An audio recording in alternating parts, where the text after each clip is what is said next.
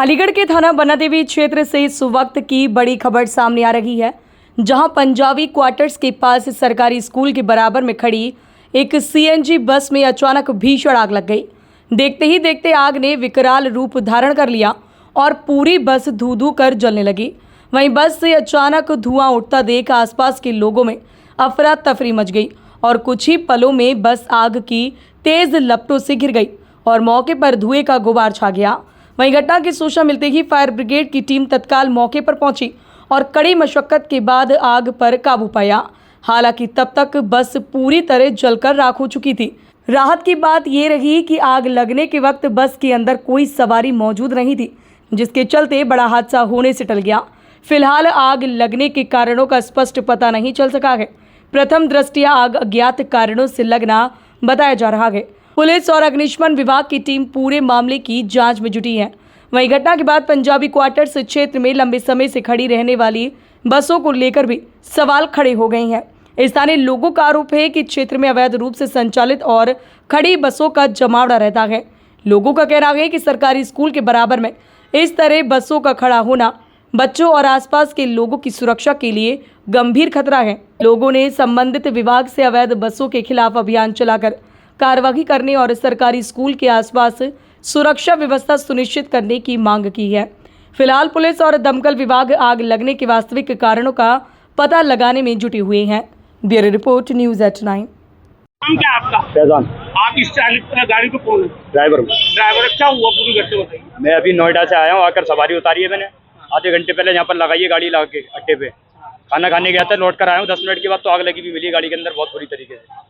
कोई कारण समझ में आया? कुछ नहीं, नई गाड़ी है, एक तार शॉर्ट नहीं है, गाड़ी पूरी लॉक करके गया हूँ, पूरी गाड़ी स्विच ऑफ करके गया हूँ। एसी नॉन एसी है। इसमें बच्चे जो स्कूल के वो भी सफर करते हैं? वही सब नहीं। तो किस रूट पे चलती है? अलीगढ़ से नोएडा। अलीगढ़। इसमें आपको कुछ पता लगा क्या कारण रहा? हीट हुई गाड़ी, क्या वजह? कोई हीट नहीं थी, टेम्परेचर भी बिल्कुल नॉर्मल था गाड़ी का। अभी लॉक करके गया हूँ गाड़ी को, बिल्कुल किसी भी तरीके की कोई प्रॉब्लम नहीं थी गाड़ी में, ना कोई तार शॉर्ट है ना कुछ। तो क्या मानते हैं कैसे लगी आपको? पता नहीं, शॉर्ट सर्किट के कारण अपना भी आग लगी है। तो क्या लग रहा है आपको, क्या मानते हैं क्यों लग रही है? गर्मी की वजह से सर, मुझे तो इतनी जानकारी नहीं है किस तरीके से आग लगी, लेकिन अभी सिर्फ आधा घंटा हुआ है। अच्छा, ये बस जो प्राइवेट है मानना प्राइवेट है, परमिशन है, परमिट है गाड़ी। परमिट तो सभी का होता है। एसी है नॉन एसी है गाड़ी? नॉन एसी है। तो ये गाड़ी कितने किलोमीटर चल के आई? अभी कैसे आई, कितना चल के आई, फिर खड़ी हुई? 150 चल कर आई है। कितना चल के? 150। अच्छा, जिस समय ये बस में 1 घंटा हो गया बस आने आए हुए यहाँ पर। बस खाली थी या यात्री? खाली थी। खाली बस थी। नंबर क्या छोड़ा था? सूत मिल पे उतार कर आया हूँ सवारी। आग कहाँ लग गई थी? यही खड़ी हो गई या चलते में लगी? नहीं लगी है, बिल्कुल अड्डे पे आके खड़ी गाड़ी पर। खड़ी गाड़ी में। और क्या कहोगे? ये गाड़ी साहब आज से पहले खड़ी होती थी, फिर ये बंद हो गई।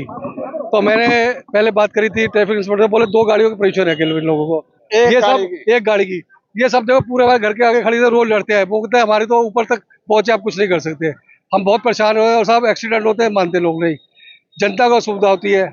और ये गाड़ियाँ देखो पूरे मोहल्ले में लगा देते हैं लोग, पूरी परेशानी होती है जी। ये देखो, ये पंजाबी क्वार्टर है सर। ये हम सर बहुत दिनों से कहते हैं, लोगों से भी कहते हैं, जितने भी ऑपरेटर हमारे घर में मत खड़ो करो, बोले कि साहब हम तो ये खड़े करे घंटे में जा रहे आते हैं, तो हम किसी से परेशान करें। बोलते हमारे तो ऊपर तक पहुंचे साहब, कुछ नहीं कर सकते भाई। अच्छा, कितनी आग लगी हुई गाड़ी में? मैं तो सब बाद में आया था जब पूछ गई जी। स्कूल है यहाँ पर, बच्चों की जान जोखिम कैसे रही? बच्चे बच गए, अगर ज्यादा होती तो सीएनजी फट सकती थी, कुछ भी हो सकता था। क्या नाम है आपका? मेरा इंद्र सिंह है। देखिए, हमारे कंट्रोल रूम को सूचना मिली 12:07 पर। उस सूचना के बाद कि बस में आग लगी है, तत्काल एफएसओ साहब को मैंने रवाना किया। 4 गाड़ी हमारी मौके पर पहुंची, मैं पहुंचा, आकर के देखा है कि ये बस थी, प्राइवेट बस थी, UP 81 थी 89 5889। उसमें भयानक आग थी। हमारी टीम ने तत्परता से उस आग को काबू पाया और इसमें किसी प्रकार की कोई जनहानि नहीं हुई और हमारी टीम ने लगभग 12 से 15 मिनट में उसको पूर्ण रूप से बुझा दिया। सर, क्या स्कूल बस थी, इसमें बच्चे सवार थे क्या? नहीं, उसको ये तो जानकारी में नहीं आया। जानकारी में ये, जब जानकारी की गई तो उनके द्वारा बताया गया, एक चालक थे वहाँ पर कि मैं नोएडा से इस गाड़ी को लेकर के आया था। स्कूल के बारे में तो कोई जानकारी नहीं है। सर, परिवहन विभाग की द्वारा किया जा रहा है, लगातार डग्गेमार बसों पर कार्रवाई की जा रही है।